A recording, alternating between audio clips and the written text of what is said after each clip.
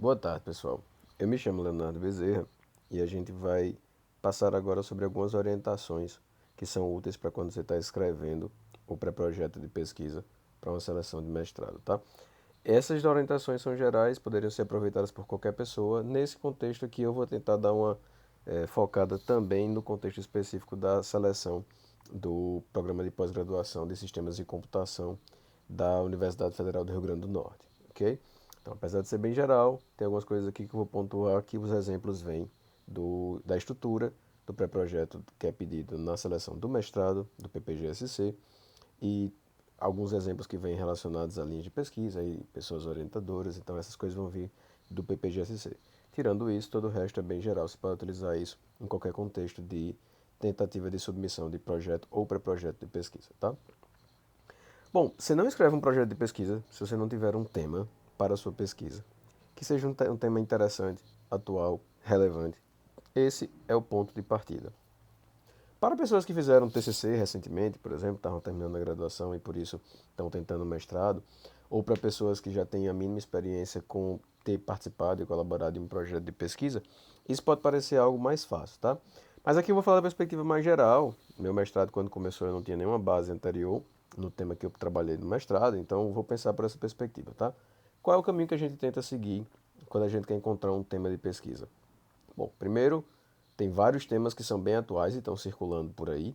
Então, você tem como visualizar claramente que tem aqueles assuntos que estão bem em voga e você parte daí.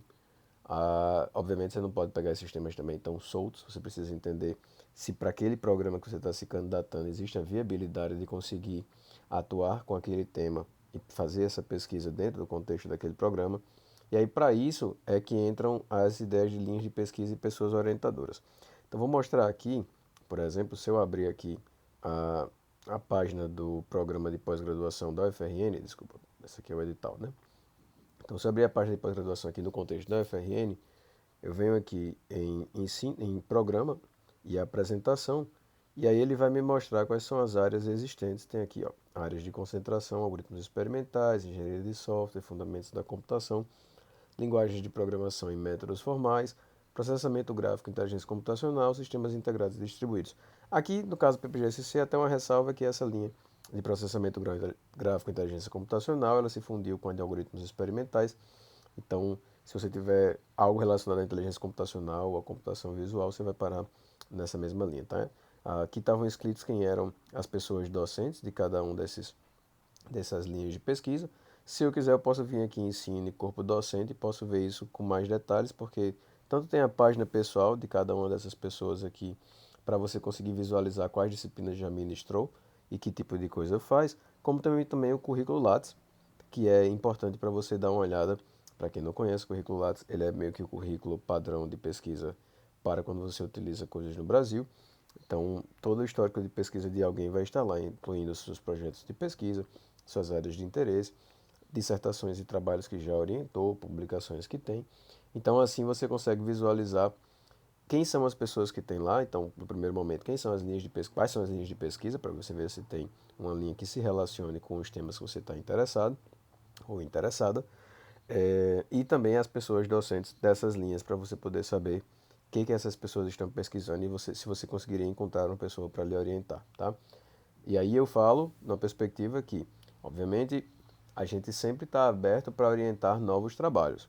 Mas se o trabalho fugir muito da alçada da pessoa que poderia orientar, que você buscaria como sua pessoa para lhe orientar, fica difícil, porque essa pessoa também não vai ter a capacidade de lhe orientar da forma como seria interessante. Então se torna uma coisa mais arriscada, tanto para quem está orientando como para quem está sendo orientado ou orientada, tá? Então por isso, na hora de escolher um tema, é muito importante ter isso em mente. Fica de olho em temas que são atuais, dá uma pesquisada nisso, dá uma boa sondada nesse sentido. Confirma que existe uma linha de pesquisa no programa que você está de olho, que vai poder receber o seu projeto, e que nessa linha tem pessoas que têm algum tipo de histórico ou capacidade para orientar você em relação a esse projeto, tá? Então é importante ter em mente essas três coisas. Como eu disse, quem já teve experiência de TCC ou de projeto de pesquisa anteriormente, já tem mais ou menos uma noção de para onde vai seguir.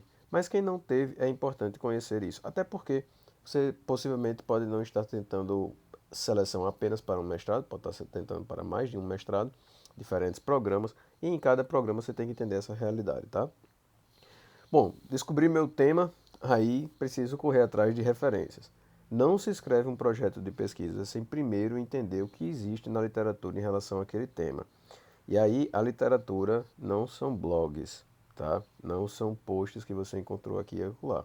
A literatura científica são os artigos que são publicados, via de regra, em periódicos ou em anais de conferência. É muito importante você ter essa atualidade em função do que você está lendo em relação a blogs ou outras fontes de notícia, tá? Mas na hora de escrever um pré-projeto de pesquisa, você não vai poder ficar referenciando essas fontes. Você vai ter que saber de onde veio o conteúdo que alimentou aquele blog, aquela post que você possa ter visto, e aí você vai ter que buscar esses artigos. Como é que a gente busca? Em geral, Google Acadêmico é um ponto de partida. Para quem não conhece o Google Acadêmico, ele é o scholar.google.com e você pode ter na versão .com.br também, para vir em português.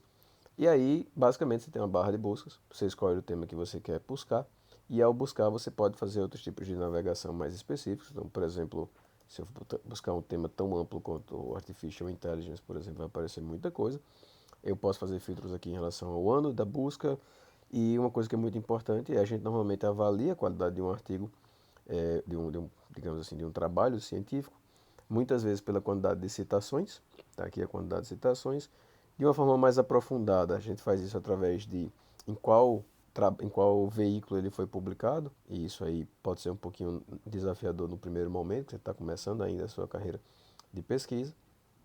Mas, de qualquer forma, é importante saber que as referências mais centrais, normalmente, elas vão aparecer, em geral, primeiro, porque elas são mais citadas. Ou nesse caso aqui, apesar de não ser mais citada, ele também aparece aqui em cima porque é uma referência muito central, tá? Na hora que eu escolho bom, a revisão da literatura, normalmente, uma recomendação que eu faço é que você vai em busca de duas coisas. Surveys, que são revisões da literatura. Então, quando você encontra um survey bem atualizado, ele lhe ajuda a entender bem um contexto, sem você precisar abrir tantos artigos, ao contrário, ele vai redirecionar possivelmente para os artigos mais interessantes. E aí, ao entender quais são esses artigos mais interessantes, você tem o que a gente chama de artigos-chave, que são os artigos que vão embasar o seu trabalho, a sua proposta. Lembrando, você pode tomar um artigo só como base? Pode. A chance disso dar certo é grande? Não. Porque quando você toma um artigo só como base, você possivelmente vai fazer o seu trabalho muito em cima de uma visão só, e existe até o grande problema de você cair no risco do plágio, né?